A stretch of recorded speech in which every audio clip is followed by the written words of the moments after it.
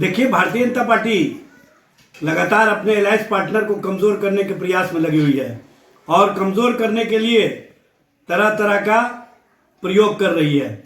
आज जिस तरह से भारतीय जनता पार्टी के राष्ट्रीय कार्यकारी अध्यक्ष नितिन नवीन से उपेंद्र कुशवाहा जी के एमएलए ने मिलने का काम किया, यह स्पष्ट रूप से बताता है कि भारतीय जनता पार्टी अपने अलायंस पार्टनर को एलिमिनेट करने की राजनीति कर रही है। भारतीय जनता पार्टी लोकतांत्रिक प्रक्रिया को किस तरह से कमजोर करती है, किस तरह से अपने अलायंस पार्टनर को समाप्त करने की दिशा में कार्य करती है, यह स्पष्ट रूप से दिख रहा है।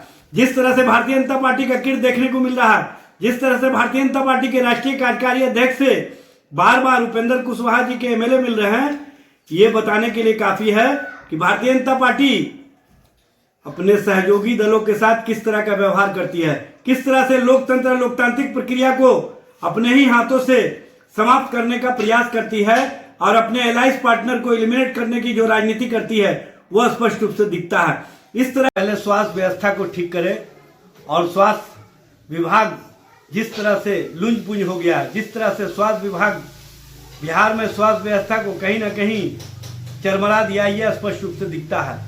पीएमसीएच, एनएमसीएच, डीएमसीएच और Shri Krishna medical college Muzaffarpur, Bhagalpur medical college की जो हालात है उससे ही स्पष्ट होता है कि बिहार में सरकार और सरकार के स्तर से स्वास्थ्य व्यवस्था किस तरह से चल रही है।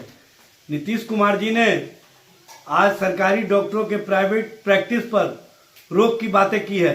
इससे पहले भी नीतीश कुमार की सरकार ने प्राइवेट प्रैक्टिस पर रोक लगाया था, लेकिन कुछ दिन बाद पुनः उसी तरह का व्यवस्था चालू हो गया, पुनः उसी तरह से स्वास्थ्य विभाग लुंज-पुंज हो गया।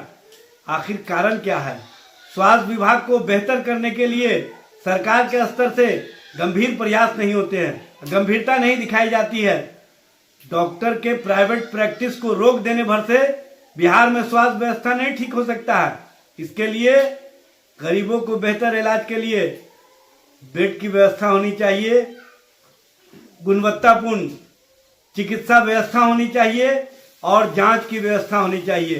सरकारी अस्पतालों में जांच की व्यवस्था कहीं दिखती ही नहीं है। जब पीएमसीएच, एनएमसीएच में जांच की व्यवस्था नहीं है तो अन्य अस्पतालों की क्या स्थिति होगी, इससे ही समझा जा सकता है।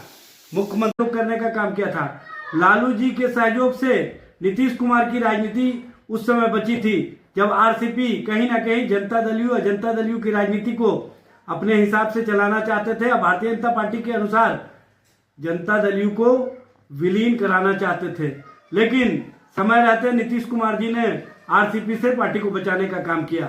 अब नीतीश कुमार जी को कहीं ना कहीं भूंजा पार्टी से मुकाबला के लिए, अब भूंजा पार्टी के द्वारा जिस तरह से भारतीय जनता पार्टी की राजनीति की जा रही है उसके लिए आरसीपी की आवश्यकता पड़ गई है। अब नीतीश कुमार जी आरसीपी को पुनः जनता दलियों में वापस लाना चाहते हैं और अपने सुपुत्र को विरासत की राजनीति की मजबूती के लिए, विरासत की राजनीति को आयाम देने के लिए और अपनी राजनीति को स्थापित रखने के लिए निशांत को भी राजनीति में लाना चाहते हैं। दोनों के बीच, भारतीय जनता पार्टी और जनता दलियों के बीच नुरा कुश्ती का खेल जारी है। अब देखना यह है कि कौन किस पर भारी पड़ता है।